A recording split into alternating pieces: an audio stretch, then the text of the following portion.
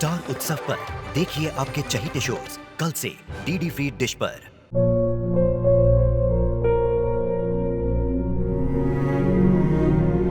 मैं डॉक्टर बनकर अपना और अपने आबा का सपना जरूर पूरा करूंगी। वादा करो मेरी बेटी सही की जिम्मेदारी निभाओगे। मुझे नहीं करनी है शादी। मेरा रिश्ता सिर्फ मेरे सपनों से है। तुम भी मुझसे कोई उम्मीद मत रखना। मेरी जिंदगी में कोई और है, जिंदगी में कोई और है। क्या एक अनचाहे रिश्ते में गुम हो जाएंगे साई के सपने? गुम है किसी के प्यार में 1 अप्रैल से शाम 7 बजे स्टार उत्सव पर।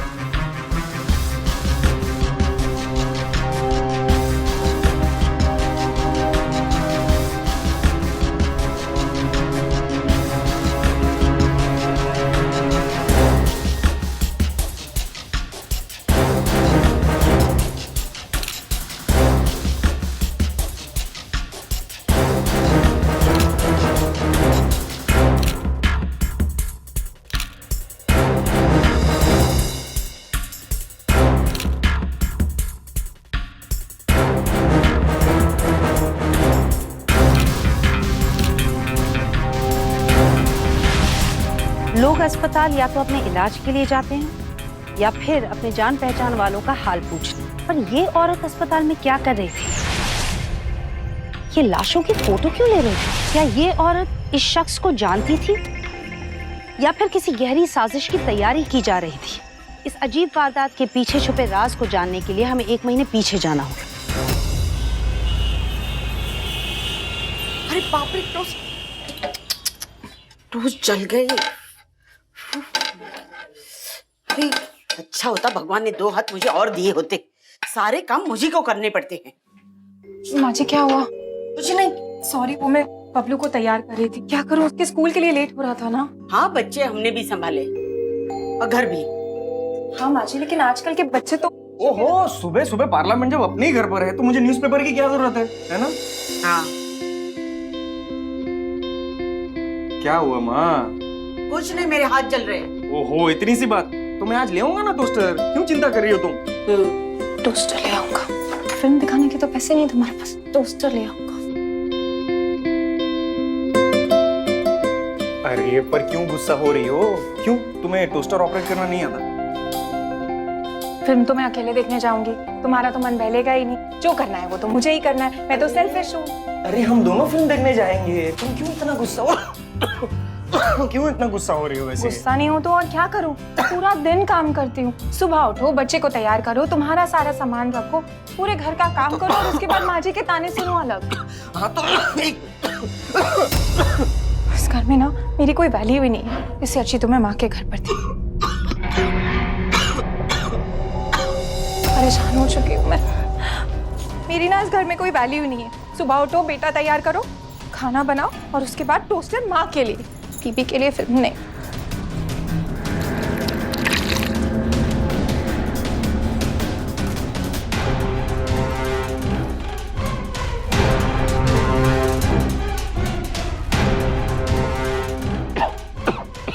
यहाँ पे बस लगे रहो और सास की गालियाँ भी खाते रहो।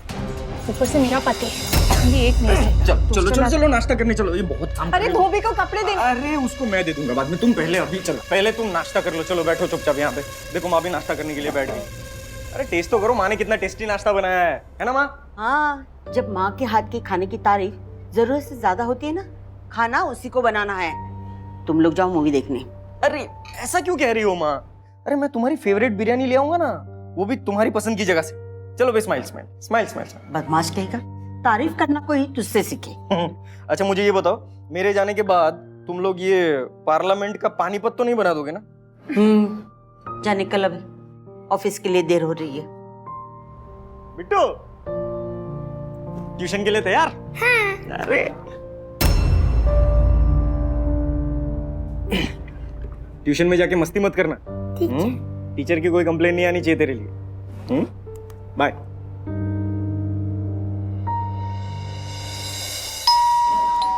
रहने दीजिए, मैं देखती हूँ। अरे आप लोग आ गए। ये लो माँ, बिरयानी है और टोस्टर भी। अब तुम्हारे हाथ नहीं जलेंगे। अच्छा हुआ बेटा तुम जल्दी आ गए। मेरी रिपोर्ट्स आ गई है। डॉक्टर साहब कह रहे हैं कि नी रिप्लेसमेंट करवाना पड़ेगा और उससे पहले कुछ रिपोर्ट्स भी करवानी है। डॉक्टर साहब बोल रहे हैं 60,000 रुपये का खर्चा होगा। तो मैंने पूछा कि अगर नहीं पापा, आप अपॉइंटमेंट ले लीजिए, ये ज्यादा जरूरी है। हो जाएगा पैसों का, मैं मैनेज कर लूंगा। हाँ? अच्छा बेटा।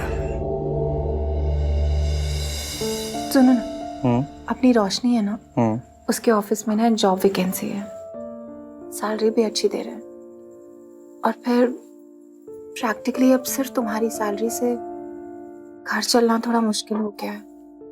जॉब कर लूं? ओह, मतलब तुम जॉब करोगी? यानी सुबह का नाश्ता, उसके बाद लंच और डिनर सब कुछ माँ बनाएगी?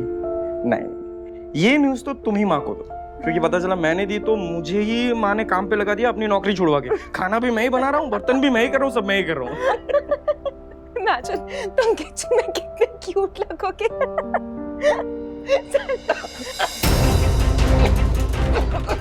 साहिर, ये सब अचानक कैसे? नहीं पापा, कुछ भी नहीं। आप तो जानते हैं ना, इनसे कुछ भी पूछो तो हर बात बस मजाक में डाल देते हैं। ठीक है बेटा, मुसीबत आनी थी, आ गई, चली जाएगी। देखना मेरा बेटा एकदम सही हो जाएगा, एकदम सही। आओ बेटा।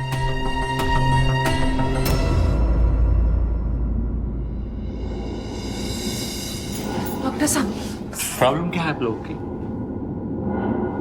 बीमारी बढ़ने का इतना वेट क्यों करते हैं आप लोग?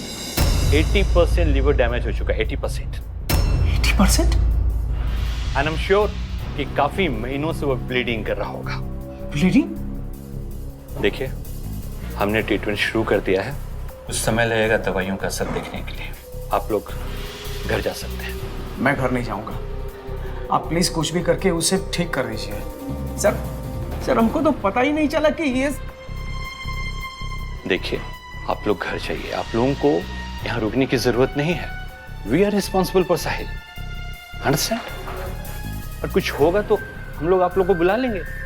एंड आप रिसेप्शन में जाके आके फॉर्मेलिटीज पूरी कर दीजिए और साथ में इनको घर लेके जाइए।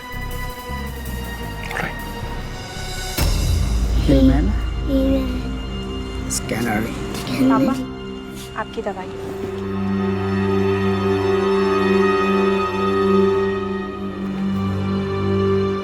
मम्मा, पापा कहाँ गए हैं? वो कभी आएंगे? कुछ नहीं हुआ मेरा बच्चा, और पापा ना बहुत जल्दी अपने बेबी के पास वापस आ जाएंगे। अच्छा सुनो, आपका फेवरेट शो स्टार्ट हो गया है, टॉम एंड जेरी। जाओ, go watch it, go.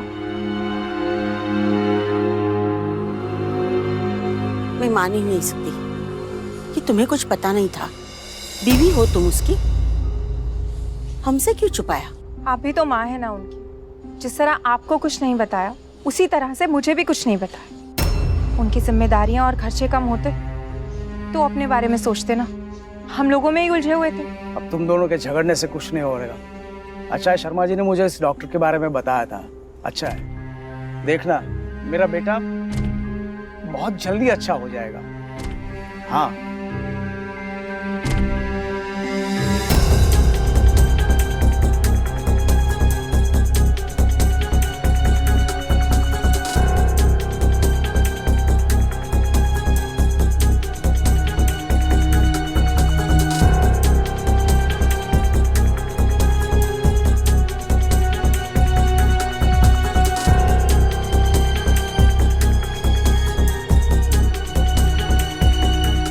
Sir, हम लोग ऑलरेडी 3 हैवी डोज दे चुके हैं। इससे ज़्यादा अगर हम। Don't worry.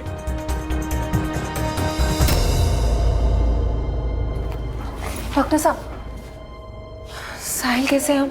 C, we are hoping for improvement, लेकिन अभी कुछ भी कहना मुश्किल है क्योंकि बहुत ब्लीडिंग हो चुकी है। हाँ लेकिन हम उन्हें एक बार देख सकते हैं? देखिए, हम नई ट्रीटमेंट शुरू करने जा रहे हैं। अगर ये काम हो गया तो आप लोग बहुत जल्द साहिल से मिलेंगे। सो नई दवाइयों के लिए आप लोग काउंटर में जाकर के एडवांस पेमेंट कर दें, हम लोग तुरंत ट्रीटमेंट शुरू कर देंगे, है ना? ये बच्चा किसका है? बिट्टू इधर आ। सॉरी, कहाँ गया था? मामा ने मना किया था ना कहीं जाने के लिए। ऐसे आईसीयू में जाना प्लीज अलाउड नहीं है। That's okay. बच्चा है, शरारत तो करेगा ही, है ना? क्या?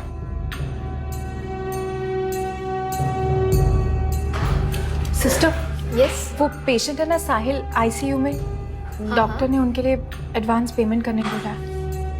ओके मैम, आपका पिन।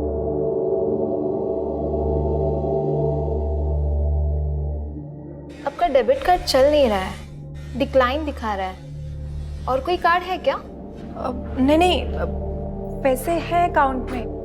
वो कुछ प्रॉब्लम होगा, बाहर एटीएम है ना, मैं निकाल कर आती हूँ। ठीक है मैम।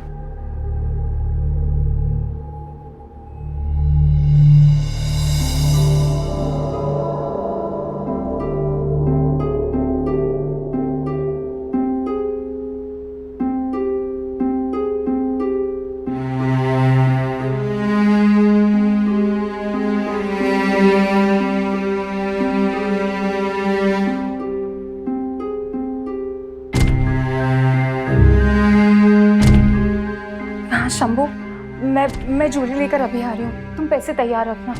हाँ, मैं ये बात समझती हूँ कि पूरे पैसे आप नहीं दे पाएंगे, लेकिन कम से कम आधे पैसे तो दो इस ज्वेलरी के। शंभू, कड़ा मैंने तुम्हारी दुकान से ही लिया था।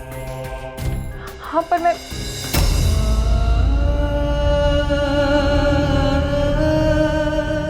न पूछा न बताया, खुद नहीं सोच लिया गहने बेचने का? सारे फैसले खुद ही करोगी क्या? नहीं माँ जी, ऐसी कोई बात नहीं है, लेकिन आपके बेटे ने मेरे पास कोई ऑप्शन ही नहीं छोड़ा। मुझे हमेशा कहते थे कि वंदना, पैसे की चिंता मत करो, मैं हूं ना, सब संभाल लूंगा। और आज देखिए, आज इसके अलावा मेरे पास कोई चारा ही नहीं। कैसे चुकाऊं मैं हॉस्पिटल का बिल?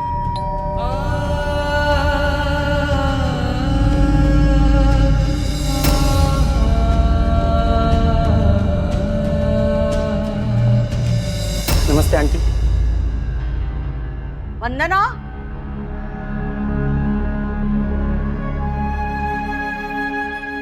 दीदी कैसी हो आप? देखना, कोई बात नहीं, सब ठीक हो जाएगा, आप रो मत। अंकल, बीमारी चाहे कुछ भी हो, लेकिन सेकंड ओपिनियन लेना बहुत ज़रूरी है। आप कहें तो मेरी जान पहचान में कोई ज़रूरत नहीं है। सबसे बेस्ट डॉक्टर यहाँ पे है और अच्छे से अच्छी ट्रीटमेंट हो रही है। और डॉक्टर ने कहा भी है कि अब साहिल को अच्छे करने की जिम्मेदारी अब वो लोग की है। अब पापा फिर से कभी नहीं आएंगे? लिटिल मास्टर, पापा क्यों वापस नहीं आएंगे? ऐसा नहीं बोलते, पापा बहुत जल्द वापस आएंगे। प्रॉमिस? प्रॉमिस। कितनी बार कहा है इसकी स्कूल चेंज कराओ, कुछ भी कहता रहता है। गुप्ता जी, सारी बीमारियां बाहर का खाना खाने की वजह से ही होती है ना?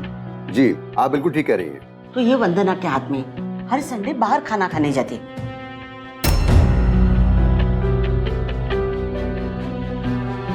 मैं जरा 1 मिनट में आता हूं।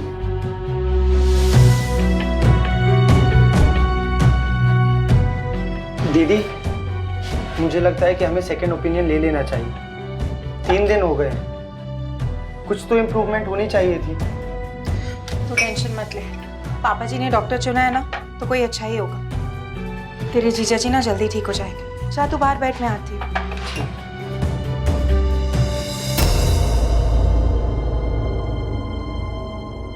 सर, सर ये मेडिसिन उनके घर वाले लेके आए हैं, ये बहुत ज़्यादा है, क्या करना है इनका?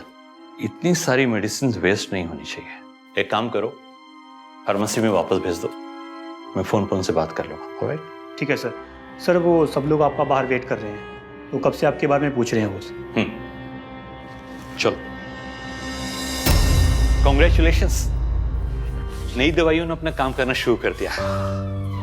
अब मुझे लगता है कि कुछ ही समय में साहिल को होश भी आ जाएगा। डॉक्टर, एंडोस्कोपी की रिपोर्ट में क्या आया है? ट्रीटमेंट पूरी होने के बाद एंडोस्कोपी फिर से करना पड़ेगा। And doctor, what is the rate of liver function? वो तो इम्प्रूवमेंट होने के बाद ही कह सकते हैं। दीदी, अगर आपको एतराज ना हो तो मैं डॉक्टर गुहा से बात करके देखूं। डॉक्टर गुहा?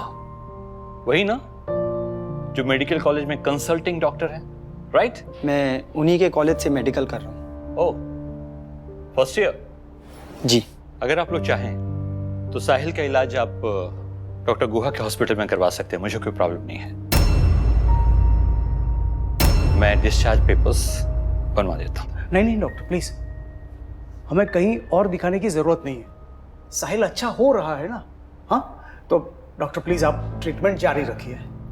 डॉक्टर, सीनियर डॉक्टर से इस तरह बात करते हैं? मैं जानता हूँ, this is the best hospital, best treatment and best doctor. Sir please, हमें कहीं और जाना नहीं है, किसी को दिखाना नहीं, ट्रीटमेंट यहीं करेंगे sir, please. Sure, okay, thank you. Thank you doctor.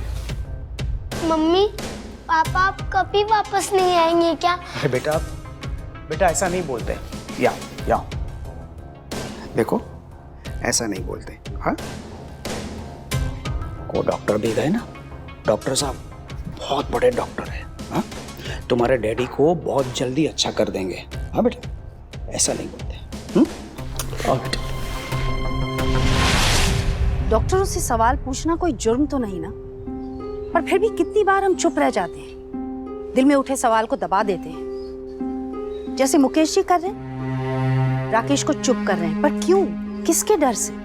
Medical दुनिया की बारीकियां शायद हम ना समझें, पर मरीज को और उसके रिश्तेदारों को चल रहे इलाज के बारे में, दी जा रही दवाइयों के बारे में जानने का पूरा अधिकार है। याद रखिए, एक डॉक्टर इलाज की जानकारी तभी छुपाता है जब उसके इरादे सही ना हो। ये सब देखकर मुझे कोई संदेह नहीं कि इस परिवार के साथ कुछ गलत हो रहा है, उन्हें अंधेरे में रखा जा रहा है। पर क्यों? सर, या सर वो 63 नंबर बेड है सर, प्लीज आप मेरे साथ चलिए जल्दी सर, प्लीज सर। ओके, चल।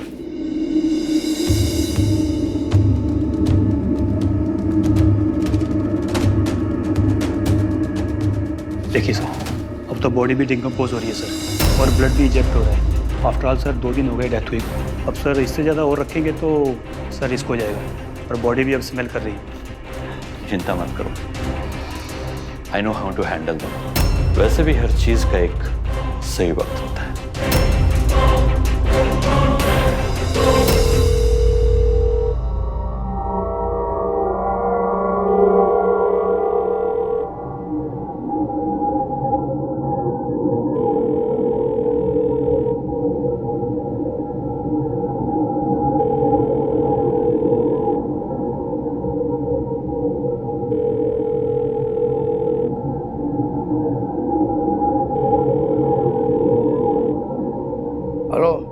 हाँ, बोल रहा हूँ।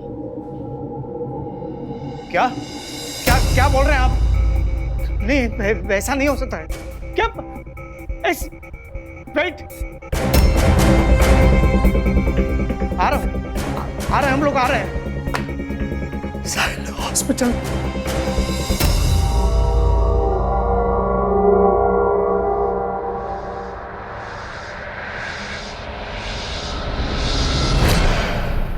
डॉक्टर, देखिए, अचानक से मेडिसिन ने काम करना बंद कर दिया है। उसकी हालत पहले से भी ज्यादा खराब हो चुकी है। अब ऑपरेशन करना बेहद जरूरी है। आप लोग जल्दी से डिसाइड कीजिए प्लीज।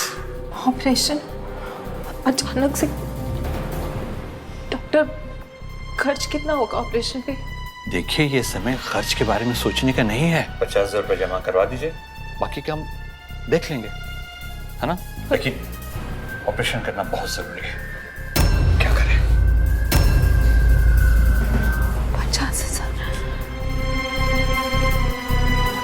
50,000 बहुत ज्यादा है। मुझे कुछ नहीं पता, मुझे मेरा साहिल चाहिए। तुम उसका ऑपरेशन करवाइएगा ना प्लीज। मेरा बेटा कितनी तकलीफ में होगा पता नहीं।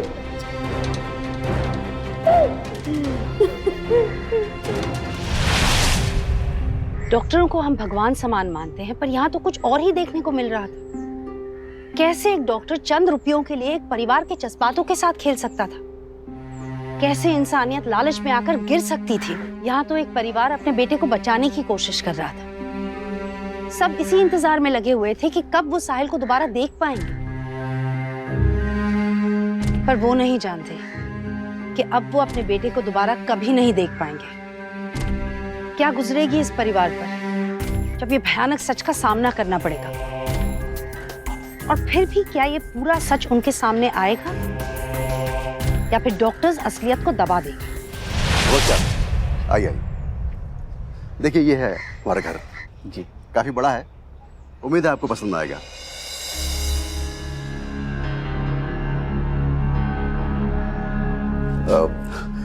ये मुकेश जी हैं, ये घर इन्हीं का है।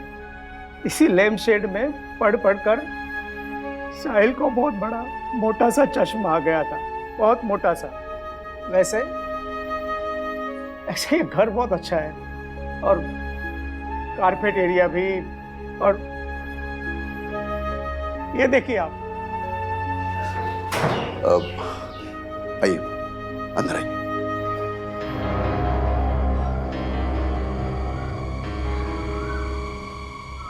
ये साहिल 5 साल का, ये मेरा साहिल 10 साल का और ये 15 साल का। अब तो मुझसे भी लंबा हो गया। पूरा घर मैंने पेंट करवाया। आप पैसे का बताओ ना। ये वैसे भी तो ये घर मुझे तोड़ के नया ही बनवाना है। 8 लाख मंजूर है आपको? 15 साल पहले हमने 2 लाख का लिया था। अब कम से कम उसकी कीमत 40 लाख तो होगी। 8 लाख तो बहुत कम है, कुछ भी नहीं है। मार्केट तो फ्लक्चुएट होते रहता है अंकल, मैं यही काम करता हूँ। मैं 8 लाख ही दे सकता हूँ। ये तो किसी की मजबूरी का फायदा उठाने वाली बात हो गई। क्यों Mukesh ji?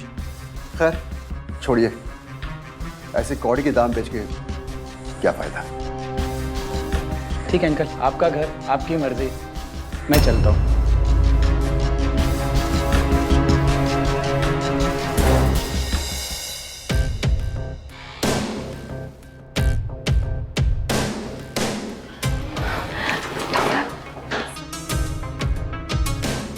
I'm sorry. Sahil is no more.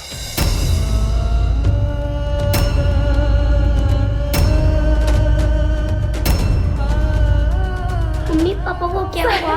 Doctor. Mummy बोलो ना, मम्मी पापा को क्या हुआ? मम्मी आप कंफ्यूज है डॉक्टर, आप कंफ्यूज है। अरे मेरा बेटा शायद सो रहा होगा, उसे उठाइए, वो जाग जाए। ऑपरेशन के बाद आदमी सही हो जाता है। वो शर्मा जी भी ऑपरेशन के बाद सही हो गए थे ना, मेरा बेटा भी हो जाएगा। तो आप डॉक्टर प्लीज मुझे बताइए तो सही कि मेरा बेटा ठीक तो है ना? देखिए सर, ऑपरेशन सक्सेसफुल ही था, लेकिन साहिल शॉक ले नहीं पाया और ऑपरेशन टेबल पे ही वो। अरे तो दूसरा ऑपरेशन कीजिए ना। मैं आपको बोलता हूँ, इस वक्त वो आपको कुछ तो कुछ चहल पहल दिखाएगा। मम्मी पापा को क्या हुआ? डॉक्टर अब प्लीज क्यों समझते नहीं है? वो मेरा इकलौता बेटा है, मेरा एक ही बेटा है। मुकेश भाई समझने की कोशिश कीजिए। आइए मुकेश भाई, हमारी जिंदगी का वो अकेला सहारा है। डॉक्टर संभालिए अपने आप को।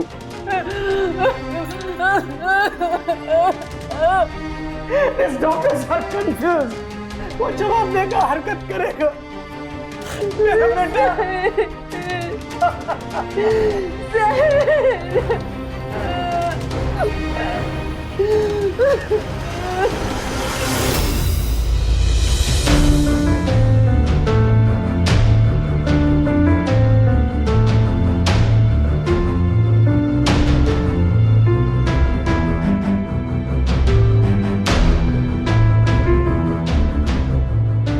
मिसेस वंदना, मैम ये आपका बिल और 3.5 लाख का पेमेंट बाकी है।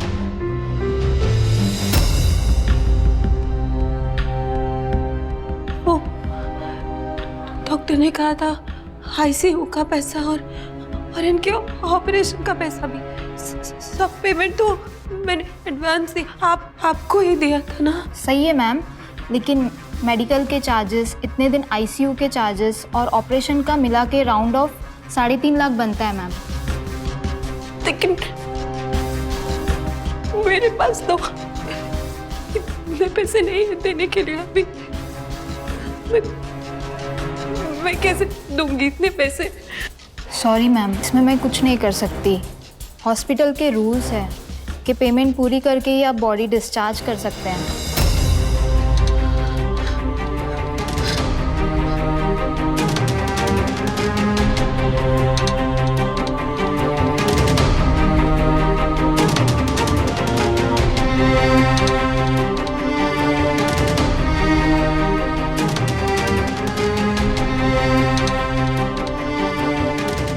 देखिए भाई साहब, आप बाद में भी हमें पैसे देने ही वाले हैं और इस वक्त तो हमें पैसों की बहुत ज़्यादा ज़रूरत भी है। आप प्लीज़ कुछ कीजिए ना। वो बात आपकी सही है मैडम, पर मैं खुद जितना दे सकता था वो एडवांस में पहले ही दे चुका हूँ। जी भाई साहब, मैं आपकी बात समझ रही हूँ, लेकिन अभी हम लोग बहुत परेशान हैं भाई साहब, बहुत ज़्यादा ज़रूरत है। ठीक है, मैं कुछ करता हूँ। जी भाई साहब। बोलो बेटा। मम्मा, आपने मुझसे झूठ बोला था ना? दादू ने भी मुझसे झूठ बोला था, सबने मुझसे झूठ बोला था। डैडी अब वापस नहीं आएंगे ना? सॉरी बेटा, पर बच्चा, मम्मा ही आपकी मम्मा है, मम्मा ही आपके पापा भी है। नहीं मम्मा, मैं समझ गया था उस दिन आईसीयू में। डैडी कुछ बोल भी नहीं रहे थे और उनकी आईज क्लोज थी और उनका हैंड कोल्ड था।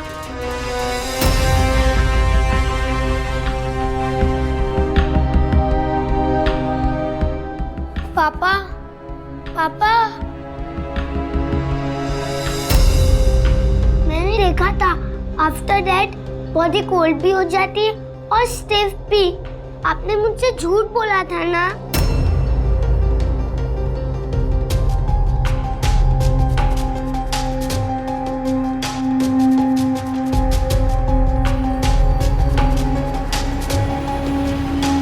मुकेश भाई, मैं आपको आधा अमाउंट तो दे सकता हूँ और इससे ज्यादा तो मेरे पास है भी नहीं।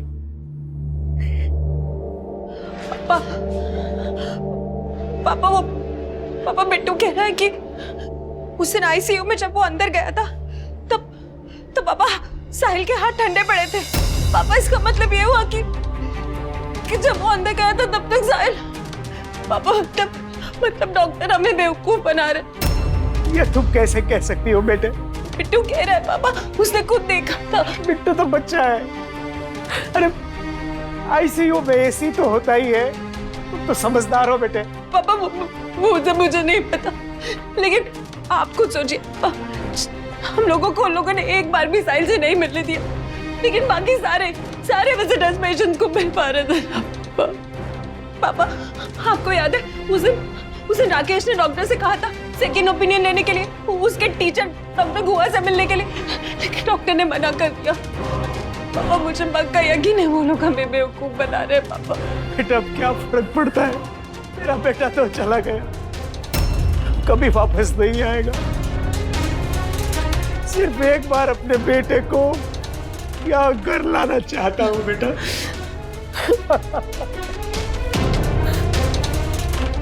दीदी, मैंने मम्मी को फोन कर दिया है, वो आती होंगी।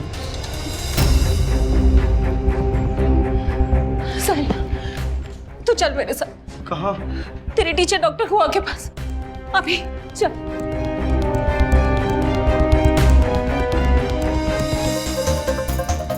बहुत सोच करके भी अजीब लग रहा है कि कोई डॉक्टर ऐसा कर सकता है। शायद आपको कोई गलतफहमी हो गई हो। डॉक्टर, मैं समझती हूँ कि ये अजीब जरूर लगता है, लेकिन ये पॉसिबल है ना। देखिए, हमारा काम है पेशेंट को बचाना। नहीं, मैं आपकी बात समझ रही हूँ, आप जो कह रहे हैं, लेकिन ये जो डॉक्टर है ना, ये बाकी डॉक्टर्स जैसे नहीं है। क्या आपने बॉडी को देखा है? नो सर, यही तो सबसे अजीब बात है। डॉक्टर्स ने ट्रीटमेंट एकदम कॉन्फिडेंशियल रखा। हमें जीजा जी को एक भी बार देखने तक नहीं दिया है और अभी भी हम उन्हें देख नहीं सकते। उस हॉस्पिटल में हमें सब पहचानते हैं। मैं वहां जाकर के भी कुछ नहीं कर सकता हूँ। पर डॉक्टर, क्या कोई ऐसा तरीका नहीं है जिससे हम ये पता लगा सके कि डेथ हुई कब थी? डेथ को जब काफी समय हो जाता है ना, उसमें बॉडी में स्वेलिंग हो जाती है और बैक्टीरियल इन्फेक्शन भी होने लगते हैं। बॉडी का रंग भी काला पड़ने लगता है। फिर भी अगर मैं एक बार उसको देख लूं तो मैं बता सकता हूं इसको कितना समय हुआ।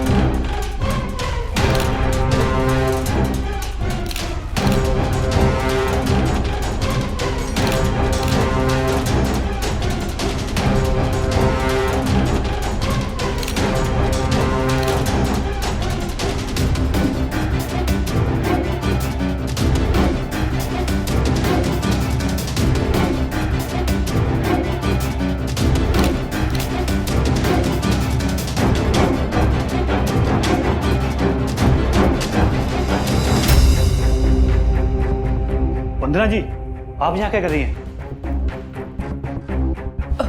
जी वो बस इन्हें एक बार देखना चाहती थी। देखिए, मैं आपकी बात समझता हूँ, लेकिन यहाँ पर ऐसा अलाउड नहीं है। ये रिस्ट्रिक्टेड एरिया, आप प्लीज बाहर जाइए। Please please please.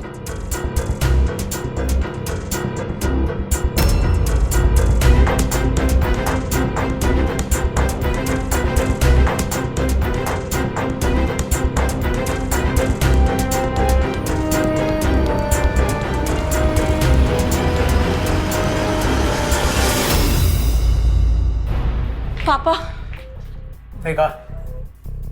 देखा मेरा बेटा, हम लोगों को पैसे की तकलीफ ना हो इसके लिए वो पैसों का इंतजाम करके गया है। उसके ऑफिस के कुछ दोस्त लोग आए थे। इंश्योरेंस के पैसे हमें 15 दिन में मिल जाएंगे। तब तक मामा जी हमें उतार देंगे। चलो चलो हम साहिल को लेके आते हैं। नहीं पापा, हॉस्पिटल वालों ने हमारे साथ धोखा किया है। मैं उन्हें 1 रुपया भी नहीं दूंगी। आप लोगों को पता है, मैं भी डॉक्टर गुहा से मिलकर आ रही हूँ और उन्होंने भी कंफर्म किया कि साहिल तो थोड़े दिन पहले ही। क्या? पता, डॉक्टर्स ने हमसे झूठ बोला। थोड़े से पैसों के लिए हमें इतना बड़ा धोखा दिया उन लोगों ने, और हम लोग आईसीयू के बाहर बैठे हुए पागलों की तरह उनकी जिंदगी की दुआएं मांग रहे थे। वो तो हमें कब का छोड़ के जा चुके थे पापा। सबने मिलके हमारे साथ धोखा किया। ये देखिए पापा, देखिए मामा जी। मुझे कुछ नहीं देखना है। पापा एक बार तो देखिए, मैंने तुम्हें कहा ना, जो हो गया सो हो गया। हाँ, मेरा बेटा तो चला गया, वापस नहीं आने वाला है। पापा, उन लोगों ने हमें धोखा दिया है पापा। मजाक बनाया साहिल की मौत का आप लोग।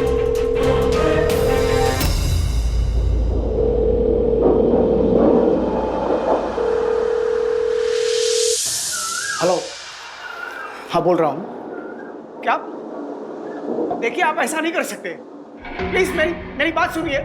इतने सारे पैसे हम 6 घंटे में कहां से इकट्ठा करेंगे? मेरी बात सुनिए प्लीज। देखा क्या नतीजा हुआ? अरे वो लोग कह रहे कि 6 घंटे में पैसा नहीं मिला तो मेरे बेटे का अंतिम संस्कार कर देंगे वो। बस हो गया। मुझे मेरा साहिल चाहिए। क्या चाहते हो तुम? तुम्हारी इन बातों में आकर हम अपने बेटे को आखिरी बार देख भी नहीं पाए। ये भी हक तुम छीनना चाहती हो हमसे। तुम पत्नी हो उसकी, उसके साथ तुम्हारी भावनाएं भी मर चुकी है क्या? तुम्हारे लिए पैसा ही सब कुछ हो गया।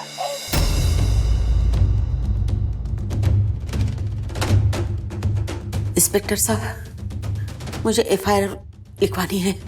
जी बताइए। साहब, मेरा बेटा हॉस्पिटल में खून की उल्टियां हो रही थी उसे। मेरे बहू ने उसे कुछ पिलाया और वो मर गया साहब। क्या? देखिए, हर घर में झगड़े होते हैं, लेकिन आप ऐसा मत सोचिए कि। नहीं साहब, आप समझ क्यों नहीं रहे? मेरी बहू ने उसे जहर पिला दिया। अब जल्दी चलिए, शायद कहीं वो उसकी बॉडी गायब ना कर दे। मुझे पूरा यकीन है कि ये सब उसी ने किया है साहब। प्लीज साहब, अब चलिए ना मेरे साथ, मेरी मदद कीजिए।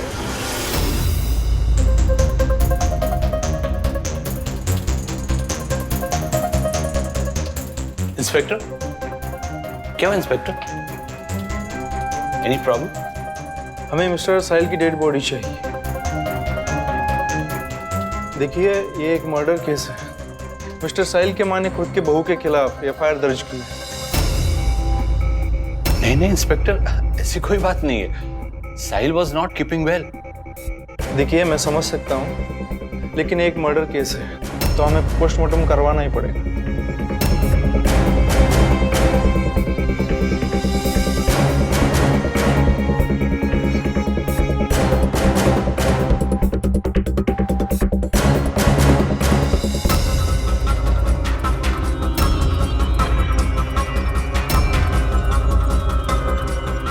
पत्नी हो उसकी, उसके साथ तुम्हारी भावनाएं भी मर चुकी है क्या? तुम्हारे लिए पैसा ही सब कुछ हो गया।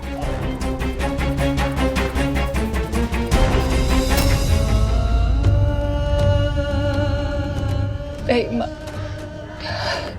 नहीं पापा, मैं ये सब कुछ पैसे के लिए नहीं कर रही हूँ। ना ये सब कुछ मैं आपके लिए या मेरे लिए कर रही हूँ। मैं ये सब कुछ साहिल के लिए कर रही हूँ। आज तक साहिल ने हम लोगों पर कभी कोई भी मुसीबत नहीं आने दी। सब कुछ खुद अकेले झेलते हैं। माँ, अपराध करने वाले से बड़ा अपराधी अपराध सहने वाला होता है पापा। मैं लड़ूंगी, मैं साहिल के लिए लड़ूंगी। मैं ये अपराध हम लोगों पर नहीं होने दूंगी। मैं आपके आगे हाथ जोड़ती हूँ माँ। इन सब बातों को हमें सुलझाना है। हमें साहिल को इंसाफ दिलाना होगा। मान जाइए प्लीज पापा, प्लीज मान जाइए। मैं तुम्हारे साथ हूँ। ये लड़ाई हम मिलकर लड़ेंगे साहिल के लिए। क्यों माँ? कुछ हम कर भी क्या सकते हैं? 6 घंटे में वो लोग। वो डॉक्टर, उस डॉक्टर की बहुत जान पहचान है। हम कभी कुछ प्रूव नहीं कर पाएंगे, सिर्फ पोस्टमार्टम से ही प्रूव हो सकता है। तो इसका मतलब ये हुआ राकेश कि मर्डर केस में पोस्टमार्टम करना कंपलसरी होता है, राइट? माँ, अब आप पुलिस स्टेशन जाएंगी और मेरे खिलाफ FIR कराएंगी। बेटा, हाँ माँ जी, हमारे पास और कोई रास्ता नहीं है। और आप पुलिस से ये कहेंगी कि साहिल का मर्डर मैंने किया, मैंने उसे जहर देकर मार डाला। बेटा लेकिन माँ, अब हमारे पास यही एक रास्ता है सच को सामने लाने का।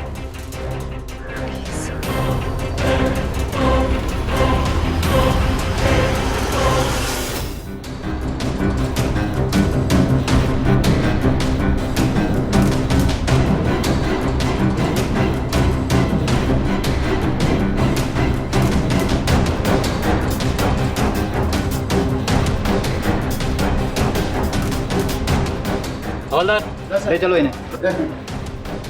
अरे हमें क्यों? शर्म आनी चाहिए तुम्हें। तुम जैसे डॉक्टरों की वजह से सैकड़ों डॉक्टर बदनाम होते हैं जो दिन रात मरीजों की सेवा करते हैं, उनको नई जिंदगी देते हैं। जिन्होंने ये प्रोफेशन समाज सेवा के लिए किया है, लोग उन पर भी शक करते हैं तुम्हारे जैसे लालची और गिरे हुए डॉक्टर की वजह से। डॉक्टर होके जैसा काम करते हो, एक मरे हुए आदमी के परिवार से पैसे ठग रहे थे।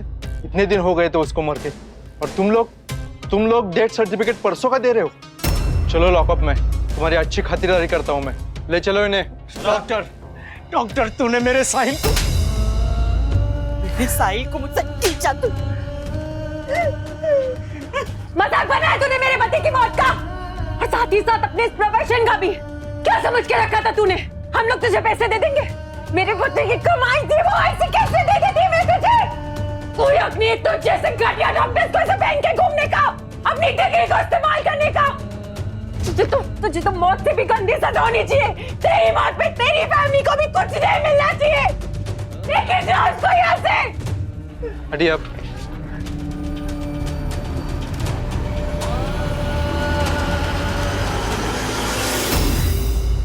डॉक्टर गुप्ता को आईपीसी सेक्शन 388 दबाव डालकर पैसे लेने के लिए, आईपीसी सेक्शन 409 एक परिवार के साथ विश्वासघात करने के लिए, और आईपीसी सेक्शन 120B साजिश करने के लिए उम्र कैद की सजा सुनाई गई। उनके अस्पताल पर भी कोर्ट नोटिस की वजह से ताला लगा दिया गया। पर क्या कभी भी ये परिवार पूरा हो पाएगा? एक बेटे, एक पति, एक बाप की कमी इन्हें हमेशा महसूस होगी। क्यों एक मासूम परिवार को इतना सब कुछ सहना पड़ा? सिर्फ एक डॉक्टर के स्वार्थ की वजह से?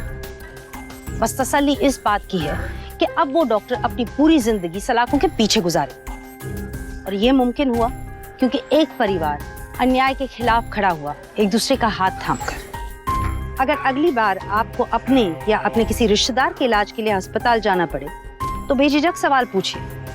किसी पर भी अंधविश्वास करना सही नहीं है। सतर्क रहिए, सुरक्षित रहिए। सावधान इंडिया, फाइट बैक नाउ, क्योंकि अब सवाल है परिवार का।